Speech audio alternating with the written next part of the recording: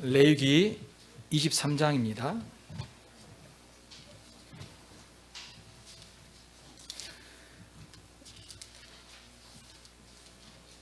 레위기는 이제 16장에 속죄일에 대한 내용이 나오고 또 23장에 절기들이 쭉 나오게 됩니다. 그리고 25장에는 이제 안식년하고 이제 희년이 나오는데요. 23장과 25장 부분을 살펴보도록 하겠습니다. 자, 기본적으로 7일 안식일을 기본으로 해서 이제 모든 절기가 형성되었다고 제가 설명했고, 그리고 이러한 절기들이 결국은 안식을 목적으로 한 것을 우리가 오전까지 해서 배웠습니다. 구체적으로 절기들을 볼 텐데요. 23장에 보면 이제 1절부터 3절까지 안식일에 대한 내용이 나오고요. 그 다음에 4절부터 유월절과 무교절 이야기가 나옵니다. 여러분, 우리가 유월절은 잘 알고 있죠. 이 두 절기는 사실은 지금으로 하면 3월과 4월이에요. 근데 이제 이스라엘은 첫째 달에 이 두 절기를 지켰는데요. 기본적으로 두 절기는 이제 출애굽, 애굽에서 하나님이 구원하신 것을 기념하기 위해서 지켰고, 그다음에 양을 잡고 쓴 나물과 그다음에 누룩 없는 떡을 먹었죠. 자, 이 음식들은 또 이러한 사항들은 당시 이제 이스라엘 백성들이 애굽에서 나온 상황과 연관이 있는데요. 이 음식을 먹으면서 어린 양의 죽음으로 자신이 살았다는 것을 이제 기억하고, 또 애굽에서 당한 고난, 고통, 어려움들을 다시 한번 생각하고, 또 그 당시 주님이 그들을 신속하게 구원하신 점들을 생각하게 했다는 것이죠. 예수님은 이 유월절을 우리에게 자신의 살과 피를 먹는 성찬식으로 바꾸어 주셨습니다. 따라서 우리는 이제 이 성찬식을 통해서 그리스도의 죽으시고 또 그가 우리의 생명이 되신 것을 이제 기억하는 거죠. 그래서 우리가 사는 것은 주님 때문에 산다. 주님이 우리를 구원하셨고 또 주님이 우리에게 생명을 주셔서 인도하시고 돌보시고 함께 하신다는 것을 이 성찬식을 통해서 우리에게 알려주신 거죠. 그런 점에서 어때요? 성찬식은 우리에게 주님을 더 가까이 하고 주님을 더 의지하고 또 주님 안에서 살게 하는 귀한 그런 은혜의 방편인 걸 우리가 볼 수 있습니다. 자, 유월절하고 이제 무교절이 끝난 다음에 초실절을 지킵니다. 초실절도 사실은요 똑같은 기간에 지킵니다. 3월, 4월에 있어요. 이때는 이제 보리 수확을 이제 처음 하고 이제 감사해서 이 절기를 지키는 거죠. 초실절은 하나님께서 자신들에게 먹을 양식을 주신 것에 대한 감사하는 절기입니다. 유월절은 그리스도의 죽음을 미리 보여주고 있고요. 초실절은 그리스도의 부활을 미리 보여주고 있어요. 여러분, 그 유월절은요 첫째 달 14일에 지켰어요. 그리고 이제 좀 지나서 무교절을 지켰는데, 초실절도요 사실은요 1월 달 첫째 달 16일 날 지켰습니다. 그러니까 14, 15, 16이면 어때요? 3일이죠. 그러니까 유월절이 예수님의 죽음을 가리키고 미리 보여주고, 초실절은 3일 후에 지내니까 어때요? 예수님의 부활을 미리 보여주고 있는 것이 확실하죠. 그래서 우리가 알듯이 예수님의 부활의 첫 열매라고 하는 겁니다. 그분이 부활하셨기 때문에 첫 열매가 되셔서 어때요? 우리도 예수님이 나중에 재림하시면 부활하게 된다는 거죠. 그래서 이미 어때요? 구약에서부터 이러한 것들을 주님이 다 이렇게 작정하시고 계획하셨음을 보고 있죠. 이스라엘 백성도 그 유월절을 통해서 그리스도의 죽음에 참여하고 초실절을 지킴으로 그리스도의 부활에 참여하는 놀라운 은혜를 주셨다라고 우리는 볼 수 있는 것입니다. 자, 초실절 이후에 이제 초실절부터 50일째 되는 날을 오순절이라고 해요. 오순. 77절이라고도 하고 맥추절이라고도 합니다. 왜냐하면 이제 맥추절이라 한 이유는 그때 이제 초실절은 보리를 수확한 것에 대해서 하나님 감사를 표현했다면, 이 맥추절은 밀을 수확한 것에 대해서 감사를 표현한 거예요. 근데 이제 맥이란 말이 보리잖아요. 근데 이제 밀이라는 한자가 없기 때문에 맥추절이라 한 거예요. 원래는 밀추절이죠. 그렇죠? 밀추절이라고 굳이 말을 만든다면 밀주절이라고 할 수 있는 거죠. 우리 한국교회에서는 7월 첫째 주를 보통 맥주 감사 주일로 지키죠. 이제 그것은 한국의 농경 사회와 연관이 있는 건데요. 6월 중순과 6월 말경에 이제 보리를 수확했고, 그래서 이제 한국교회가 이 은혜에 감사해서 7월 첫째 주에 맥주 감사 주일 혹은 맥주 감사절을 지켰습니다. 자, 이것은 어때요? 미국의 추수 감사절과도 연관이 있죠. 비슷한 걸 볼 수 있죠. 근데 한국은 어때요? 이 두 절기를 다 지키고 있죠. 아마도 이제 추수 감사절 같은 경우는 미국 선교사들의 영향을 받아서 그들이 이제 한국 교회 안에 이제 그런 절기를 지켰기 때문에 자연스럽게 지킨 것 같습니다. 맥주 감사절은 구약의 맥주절을 연상케 하는데, 물론 어떤 면에서는 연관이 있긴 한데 사실은 구약의 절기처럼 지키는 것은 적절하지 않는 겁니다. 왜냐하면 맥주 감사절은 구약의 절기이기 때문에 그것을 우리가 한국 교회가 그런 목적으로 지키는 것은 구약의 절기를 지키는 거기 때문에 잘못된 방법인 거죠. 왜냐하면 이제 그러면 나머지 절기도 다 지켜야 되는 거예요. 그렇잖아요. 유월절도 지키고 장막절도 지키고 속죄일도 지키고, 그렇죠. 초실절도 지키고, 이제 초실절도 지켜야 되는 거예요. 그러면 나중에 한국 교회도 어때요?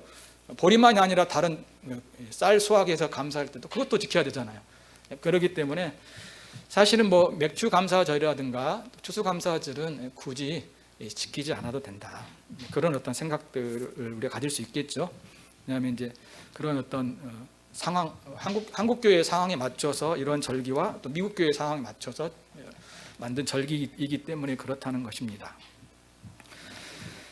아무튼 맥주절, 구약의 맥주절을 가지고 맥주 감사 주일을 지키는 건 아니다. 물론 이제 그렇게 잘못 이해해서 그런 목적을 가지고 지키는 경우도 있어요. 그리고 그런 본문을 가지고 사용해서 이렇게 설명하는 경우도 있는데, 원리적으로는 이제 하나님이 주신 것에 감사함으로 이렇게 표현한다고 할 수 있겠죠. 그래서 이제 다양한 의미를 두고 있는데요. 그래서 꼭 정죄할 것은 아니지만, 그렇지만 구약의 맥주절을 기념해 지키는 것은 아니다. 여러분이 이해하셔야 되겠습니다. 왜냐하면 보통 7월 첫째 주 어때요? 이제 중간 정도 되잖아요. 그래서 이제 한 해의 중간 정도 이렇게 생각하면서 감사의 절기를 지킨다라고 좋게 생각하면 그렇게 이해할 것 같고, 추수감사절은 이제 좀 연말쯤 되니까 한 해를 돌아보면서 감사하는, 이렇게 좋게 생각해서 지킨다는 것은 나쁜 것 같지는 않습니다. 그런데 이제 굳이 지킬 필요는 없겠다라는 생각들을 우리가 가질 수 있는 것이죠.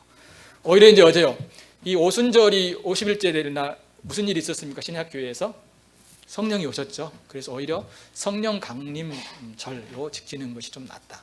그래서 이제 개혁교회에서는 세양에 있는 교회도 그렇지만 부활절 그리고 성령 강림절 이렇게 지킵니다. 성령께서 오신 날을 감사해서. 왜냐하면 그리스도께서 부활하시고 승천하신 다음에 성령을 보내주셨잖아요. 그 은혜에 감사해서 이제 우리가 절기를 지키는 것이죠. 성령 강림절을 지키고 있는 겁니다. 그래서 이제 저희들도 이 부분을 생각하고 또 같이 이 부분을 또 우리가 기념하고 감사하는 그런 예배가 되었으면 좋겠습니다. 자, 이제 3월, 4월 그리고 여기 여름철 다 지났어요. 그 다음에 이제 어때요? 이제 오순절은 5월입니다. 5월이고요. 그리고 이제 이렇게 지금으로 하면 이제 봄과 초봄과 그 다음에 이제 5월이면 이제 봄이 좀 한참 이제 꽃필 때죠. 그 다음에 이제 일곱째 달에 어때요? 일곱째 달에 나팔을 불고 나팔절과 속죄일과 초막절을 지켰습니다. 여러분 이제 여기 보면 쭉 나오죠. 23장 보게 되면 23절부터 첫째 달 첫날은 쉬는 날 하면서 1일 날 나팔을 불어서 이제 그 7월 일곱 번째 달이 어때요? 이제 중요한 절기인 걸 알리는 겁니다. 나팔을 불어서 어때요? 이 달은 정말로 중요한 달입니다라고 쭉 알려요. 일곱째 달 1일에 나팔절을 지키고, 그리고 이제 10일 날 속죄일을 지키고, 이제 초막절은 15일부터 22일까지 이렇게 일주일 동안 이렇게 지키게 되는데요. 속죄일은 1년에 한 번 이제 이스라엘 백성 전체가 용서받는 날입니다. 그래서 먼저 제사장 아론이 자신을 이제 깨끗하게 속죄하고 희생제물을 드려서 이제 속죄를 받고, 제사장은 백성들의 죄를 사함받기 위해서 염소, 순염소 2마리를 이제 준비해서요. 한 마리는 이제 지성소에 바칩니다. 희생제물로 바치고 피를 뿌림으로 죄 용서를 받게 되고요. 다른 한 마리는 이제 광야로 보냅니다. 이 광야의 염소를 우리가 알고 있듯이 아사셀 염소라고 이야기를 하죠. 짐승을 바쳐서 용서를 받을 뿐만 아니라 광야에 이제 염소를 보냄으로 이스라엘 백성들의 죄가 어때요? 멀리 떠났다는 것을 보여주고 있는 겁니다. 그러니까 이 두 염소는 결국 뭘 말해주고 있을까요? 이스라엘 백성들의 죄가 용서받았다. 이제 죄가 하나님으로부터 멀리 갔다. 그것을 보여주고 있는 거죠. 그러니까 얼마나 감사한 일이에요. 누누이 말씀드리지만 어때요? 이 죄 용서를 받은 것이 복음이거든요. 그게 구원이에요. 내가 용서받은 것, 이 용서를 받기 때문에 우리가 하나님 나라에 가게 되고, 이 용서를 받기 때문에 우리가 하나님과 교제하고 또 하나님과 함께하는 자녀가 되는 놀라운 은혜가 되는 거죠. 여러분, 이렇게 대속죄일 때 이러한 놀라운 역사가 있었다는 걸 여기서 말해주고 있는 겁니다. 자, 또 초막절이 있죠. 초막절은 이제 15일부터 일주일 동안 지키게 되는데, 이것은 말 그대로 장막절이라고도 하는데요. 이제 천막을 치고 광야에서 이스라엘 백성들이 출애굽 위에 보냈잖아요. 이제 그것을 생각하면서 하나님이 자신들을 애굽에서 구원하신 은혜에 감사하고 또 광야 생활 동안 하나님이 그들을 인도하신 것에 감사함으로 이 초막절 혹은 장막절을 지키게 됩니다. 이스라엘 백성들에게는 이렇게 이러한 초막절 혹은 장막절이 굉장히 그들이 구원받고 하나님이 함께 하신 것을 기억하는 중요한 절기인 거죠.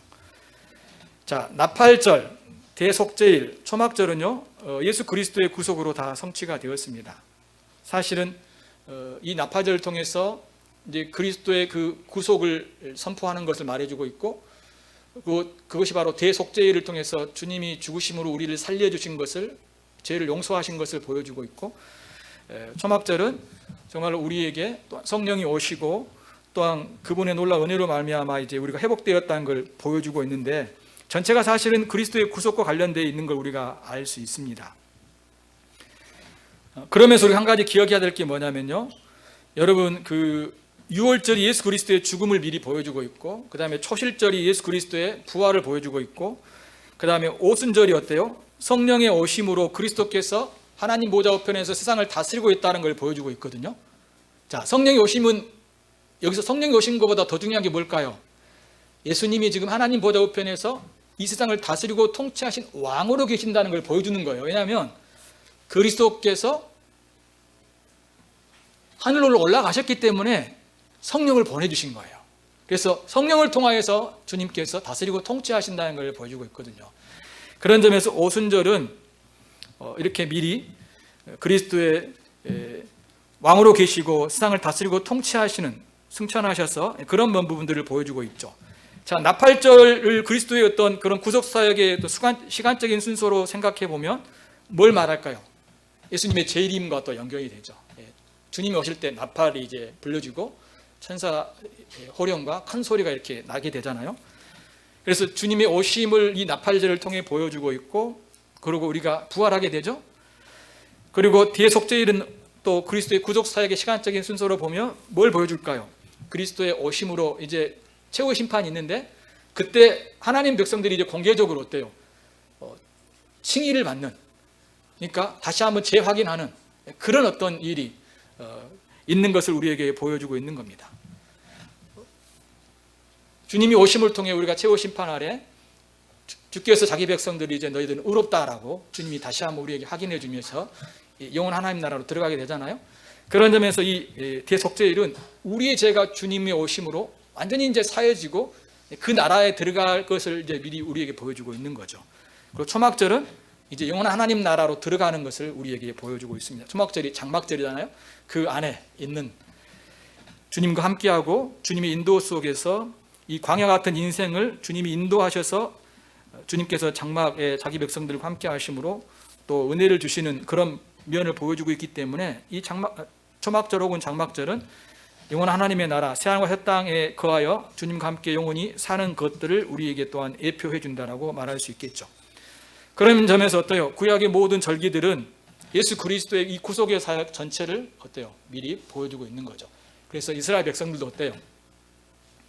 그들이 모형이긴 하지만, 그림자이긴 하지만 누구 아래에 있는 거예요?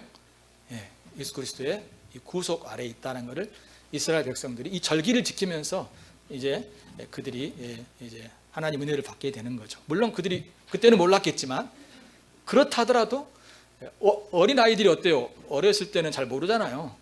그렇죠? 그래서 모형을 가지고 놀지만 실제가 오진 않았지만, 그렇더라도 이제 그런 것들을 안에 있기 때문에 이스라엘 백성들도 그리스도 안에서 구원을 받았다는 것을 이걸 통해서 우리가 볼 수 있는 것이죠. 자, 마지막 이제 두 가지만 하고 마무리하도록 하겠습니다. 여러분 25장 보게 되면요, 25장 보면 큰 타이틀로 1절부터 7절까지 안식년이 나오죠. 안식년.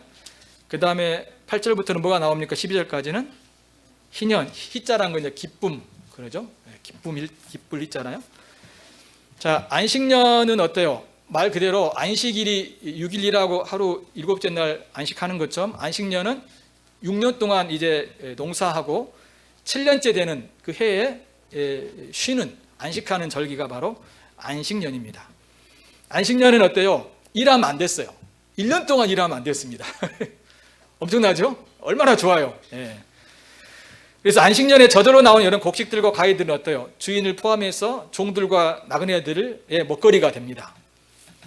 농사하지 않고 모두가 먹는 것이죠. 하나님이 또한 그들에게 6년째 주실 뿐만 아니라 또 7년 때도 남는 것도 먹게 하신 놀라운 은혜가 있는 걸 볼 수 있습니다. 자, 이걸 우리 통해서 뭘 가르쳐주고 있을까요? 여러분 1년 동안 쉰다는 건 쉽지 않잖아요.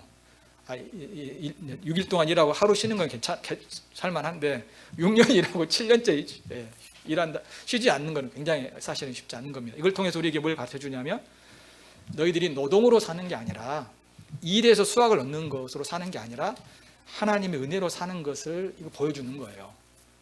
하나님 은혜로 사는 걸 보여주고 있는 거예요. 그러니까 여러분이 어때요? 6일 일하고 하루 안식하는데 내가 열심히 일해서 내가 사는 거라고 생각하시면 안 돼요. 우리가 물론 일한 건 사실이죠. 공부한 것도 사실이에요. 그렇죠? 근데 우리가 근본적으로 생명을 유지하고 하나님 은혜 가운데 사는 것은, 여러분이 일하고 수고해서 그것으로 사는 것은 근본적인 것이 아니라는 거예요. 왜냐하면 그 모든 공급이 누구로부터 와요? 하나님으로부터 오는 거죠. 힘을 주셔서 일했고 또 주님이 생명을 주셨기 때문에 일을 하는 거잖아요. 그리고 모든 자리도 주시고 또 여러 가지 그 길도 인도하시고 모든 것들을 만나게 하시고 역사하신 것이 다 하나님이거든요. 그래서 우리가 사실은 우리의 힘으로 사는 게 아니라 하나님의 힘으로 사는 것, 이걸 우리에게 분명히 가르쳐주고 있습니다. 여러분이 일을 위해서 태어난 사람들이 아니에요. 여러분들이 우리가 주의 일을 힘써야 되지만 그것이 근본 목적이 아니라 주님 안에서 안식하는 거죠. 심지어 우리가 일할 때도 목적이 분명하죠. 안식을 위해서, 쉼을 위해서, 또 주님의 주신 은혜 안에 살기 위해서 우리가 일하는 것을 말씀해 주고 있습니다. 놀고 먹는다는 말이 아니에요. 안식은 우리가 놀고 먹고 막 기쁘게 살기 위해서 이렇게 안식하는 게 아니라 주님 안에서 주님과 교제하고 또 성도들과 교제하고 또 주님 안에서 주신 그런 어떤 기쁨을 누릴 수 있도록 우리에게 살도록 허락하셨다는 걸 볼 수 있죠. 자, 마지막 희년인데요. 희년은 어때요? 이제 안식년이 있고 그다음에 7년 또 7번이 지나면 49년이 되죠. 그러면 이제 49년도 이제 안식년이고 50년째 돼가 바로 희년입니다. 희년. 50년째가 된 해가 희년이에요. 그러면 이제 49년, 50년은 2년 쉬는 거예요. 2년. 대단한 일이죠. 예. 희년에는 자유를 선포하고 모든 사람이 하나님께 받은 그 땅을 이제 다시 회복할 수 있었습니다. 그러니까 하나님이 어때요? 각 지파별로, 각 가족별로 땅을 다 분배해 주셨어요. 그런데 어때요? 어떤 사람은 가난해가지고 이제 그 땅을 팔아버리고 종으로 들어갈 때가 있거든요. 근데 안식년이 되면 이 모든 것들이 다 회복이 됩니다. 땅도 회복되고요. 자신의 종된 지위도 회복이 돼요. 그래가지고 고향으로 돌아갈 수 있고 다시 자기가 가난으로 잃었던 땅을 이제 다시 찾아서 농사를 짓게 되는 거죠.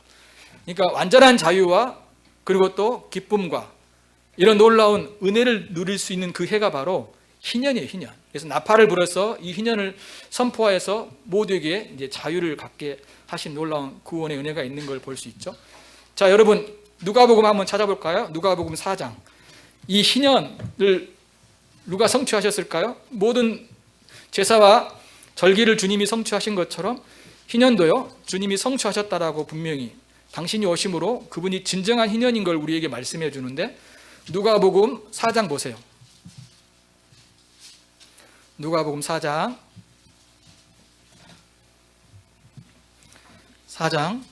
여러분 18절 보면요, 18절 19절 같이 한번 읽어볼까요? 4장 18절 19절 누가복음 같이 읽어보겠습니다. 시작. 주의 성령이 내게 임하였으니 이는 가난한 자에게 복음을 전하게 하시려고 내게 기름을 부으시고 나를 보내사 포로된 자에게 자유를, 눈먼 자에게 다시 보게 함을 전파하며 눌린 자를 자유롭게 하고 주의 은혜의 해를 전파하게 하려 하심이라. 주의 은혜의 해가 바로 희년이에요. 희년. 그러니까 예수님이 오신 이유가 뭐예요? 이 희년을 선포하기 위해서 오셨어요.